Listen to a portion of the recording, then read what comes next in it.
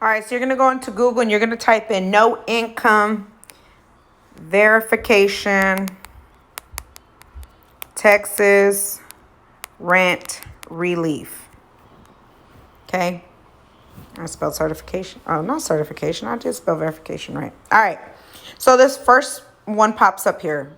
This one that's kind of purple. And as you can see, the website is texasrentrelief.com, which is the website that we are using.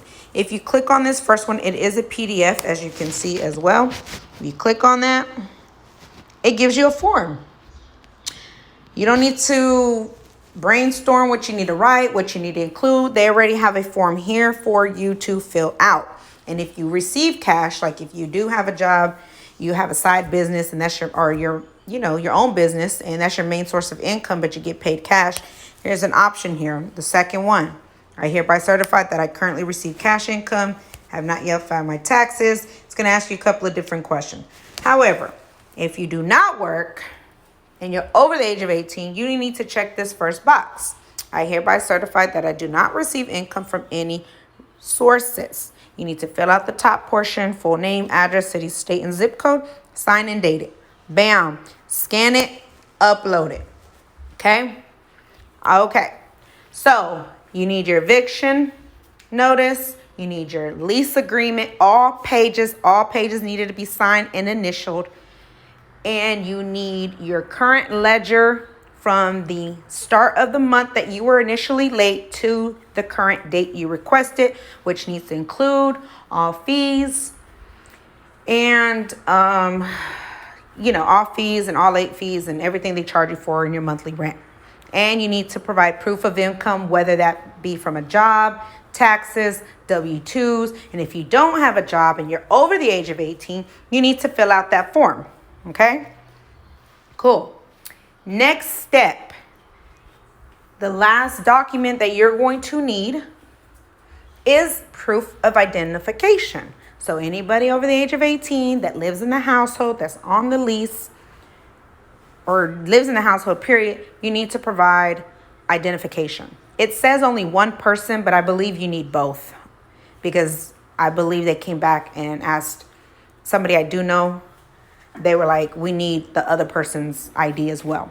So everybody needs to provide some type of proof of identification, and that could be any type of governmental issued identification, like a library card, I believe a passport, and it has a list somewhere.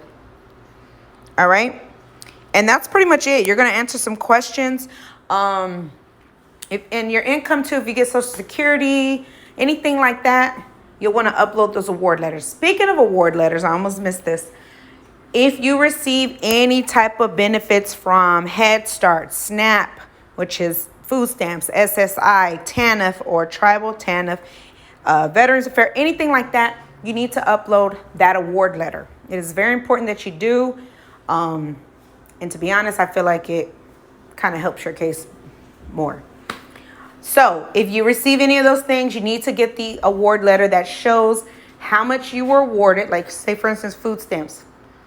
If you get like, I don't know, $300 a month, there's a letter they send you. And you can look online, I'm sure, under maybe correspondence and letters or documents, whatever they have it listed under, I'm not sure. But you'll need to go to the website, register for an account, and obtain the document, okay? You'll want to upload it, and that should include like how much you're awarded from what month to what month and how much you're going to receive, and for anybody on your case. All right. Also, this program also assists us with utilities as well. So if you need help with your utility bills, like your light bill, your water bill, gas or propane, you can request that as well. You're going to need you have to have some type of disconnect notice. Just like the rent, you need an eviction notice. You'll have to have a disconnect notice for those, okay? So you'll need to upload that disconnect notice and your utility statement. So the bill pretty much is what you'll need. And also, it's going to ask you when you log in and you're filling out the application, there's a section. I might create a profile just so y'all can see. To be honest, I'm thinking I may do that so we can go in there step by step, but I just don't want to put my personal info in there because it don't let you go to the next page without doing that. So anyways, there's a portion on there that'll ask you like what months are you applying for? Like what months do you need covered? Be sure that you're selecting the correct one because they has from 2020 to 2021. Okay, so make sure you're selecting and entering the amounts in this year's section. Okay. That's it for this. Again, there's a checklist. The documents, I've already told you what you needed. You want to stay on their ass about it. If you haven't heard from them, you need to call them. They can't really tell you a status until your case has been assigned to somebody, like a case manager. However, if your landlord or your apartment complexes send a sheriff to your home to serve you with papers, that is another term called being sued. There is a docu number, which is also a docket number, which will have on that paper, you're going to want to contact Texas Rent Relief immediately and provide them with that the docket number, excuse me, and I believe the precinct that they filed it in or whatever. All right, so if you get a knock on your door from the sheriff and they're serving you, that's the term that they use at Texas Rent Relief is called being sued, okay? You want to call them immediately, provide that information to them so they can escalate your case to have somebody try to review it as soon as possible. Now, again, if your landlord or your apartment or complex have enrolled in this program, if they do take you to court and the judge says you only got 24 to 48 hours or whatever time frame they give you to be removed and you leave, they cannot receive the funds. Okay.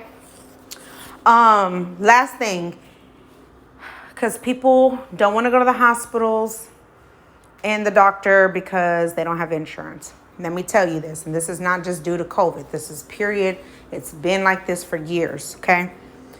You go to the hospital, obtain this high-ass bill, which is probably going to be like $10,000 or more. Whatever it is, it don't matter the amount. You tell them you don't have insurance. They're going to send you a bill. You get that bill in the mail. You have to get the bill, though, okay? So you're going to get the bill in the mail. You're going to contact that hospital's financial or billing department, rather. You're going to call and ask to speak with the billing department. When you speak with the billing department, you need to tell them, I want to apply for financial assistance. They're going to ask you the number of people in your household, and they're going to ask you your household's annual income, okay?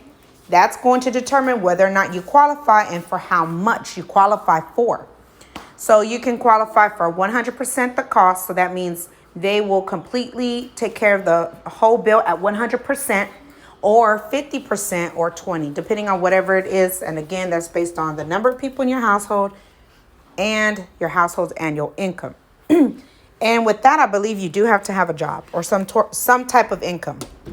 Okay, you just ask them. Excuse me. You'll just ask them, and they'll tell you what you need to do to qualify, and they'll ask you a couple of questions. Okay. As far as doctor's office, some doctor's offices may have that program available, or they may have like payment plans, or they may cover certain costs. There's also like imaging centers, like Touchstone and Quest, that they also have financial assistance as well. If you need to get an x-ray done, sonograms, anything like that, they also have that program. Again, every company is different. You just need to ask them, and they'll tell you what you need to do to qualify. I hope this information helped you. I'm sorry I couldn't get all the way in to show you step by step. But the most important part of this is the documentations that you need, and you need to upload, okay?